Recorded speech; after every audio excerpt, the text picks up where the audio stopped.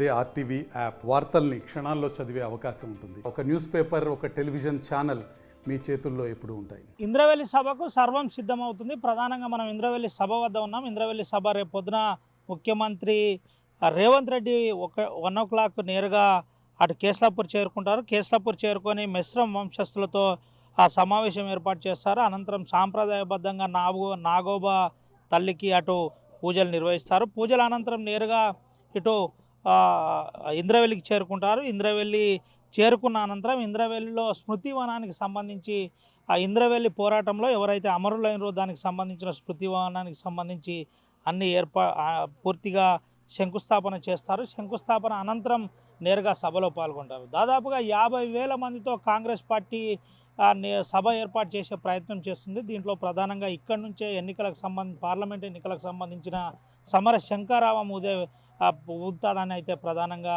ఇటు జిల్లా ఇన్ఛార్జ్ మంత్రి సీతక్క చెబుతున్న పరిస్థితి. ఇప్పటికే 10 కాన్స్టిట్యున్సీలోని అన్ని కాన్స్టిట్యున్సీలు తిరుగుతూ కాన్స్టిట్యున్సీ ఇన్ఛార్జ్లను నియమిస్తూ భారీ జన సమీకరణను మొబిలైజ్ చేసే ప్రయత్నం అయితే జరుగుతుందని చెప్పుకోవచ్చు. పూర్తిగా అందరు ఎమ్మెల్యేలు కూడా దీనికి అన్ని ఏర్పాట్లు చేస్తున్నారు. ప్రతి కాన్స్టిట్యున్సీ నుంచి బస్సుల ద్వారా ప్రజలను తరలించే ప్రయత్నం అయితే జరుగుతుంది. ముఖ్యంగా రేవంత్ రెడ్డి 1 o'clock చేరుకున్న తర్వాత 1 o'clock సాంప్రదాయబద్ధంగా నాగోబా అమ్మవారి దగ్గర పూజల అనంతరం నేరుగా ఇంద్రవెల్లి చేరుకుంటారు. ఇంద్రవెల్లి చేరుకున్న అనంతరం స్మృతివనానికి సంబంధించి అమరుల కుటుంబాలకు సంబంధించి 15 మందిగా గుర్తించారు. వారికి డబుల్ బెడ్రూమ్ ఇండ్లతో పాటు వాళ్ళకు ప్రభుత్వ పరంగా ఆర్థిక సాయం అందిస్తారని అయితే ఒక ప్రచారం జరుగుతుంది. మొత్తం మీద పార్లమెంట్ ఎన్నికలు దగ్గర పడుతున్న కొద్దీ పూర్తిగా కాంగ్రెస్ పార్టీ ఎలక్షన్కి సంబంధించి పూర్తి ఏర్పాట్లకు సిద్ధమవుతుందని చెప్పుకోవచ్చు. ముఖ్యంగా